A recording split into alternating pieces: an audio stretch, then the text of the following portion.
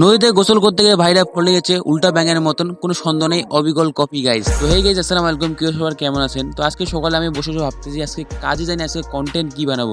তো রাস্তায় ধারে বসে এই রাস্তায় বসে একদম রাস্তা পুরো খালি, তারপর আমার মাথায় একটা আইডিয়া আসলো যে ছেলেদেরকে ডাকি সবাই মিলে গোসল করতে যাই, আমার একটা কন্টেন্ট হয়ে যাবো। তো যেমন কথা তেমন কাজ, সবাইকে ডাকলাম, আর এরা কাকে কাকে ফোন করে জানি না। তো আমরা যাচ্ছি গোসল করতে সবাই মিলে, 7 জন মিলে। তারপর ফাইনালি আমরা পৌঁছে গেলাম নদীর দিকে। তবে এই যে দেখতে পাচ্ছি এইখানে করবো আমরা গোসল, এখানে পানি অনেক গেছে ভাই, এই জন্য এখানে গোসল করতে আসি, ঠিক আছে? আসলে আমরা তারপর আসলাম, তারপর আসার পর একটা সিনেমেটিক শর্ট ভিডিও নিলাম, সেই ভিডিওটা অবশ্যই আসবে, আপনারা দেখতে পাবেন। তারপরে ভাই গেল ফোল্ডিং দিতে, ও মাই ব্যাঙের মতন ভাই ঢাড়স করে দিলিপ বলেছে, কি বলবো আর। এদেরকে দেখে আমার ভয় লাগছে ভাই, কখন যে কী হবে কিছু বলার নাই। নদীর দিকে পানিতে ভাই, আর এরা কি ট্রাই করতে। তো আমরা এইভাবে প্রচুর চিল করলাম, চিল টিল করে একদম গোসল করলাম, পুরো এনজয় করলাম।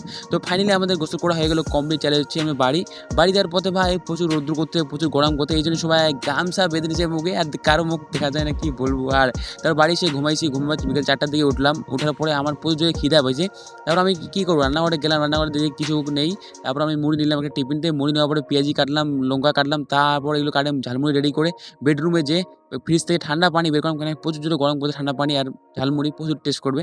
তারপর এই রাস্তার দিকে গেলাম, রাস্তা দিকে দেখি ভাই বসে আছে চাংড়ায়, আর কেউ নেই। তারপর আমি এখানে চাংড়ায় বসলাম, ঝালমুড়ি খাচ্ছি আর পুরাই চিল করতেছি। আপনারা লাইক করেন, সাবস্ক্রাইব করুন, টেক কেয়ার, বাই।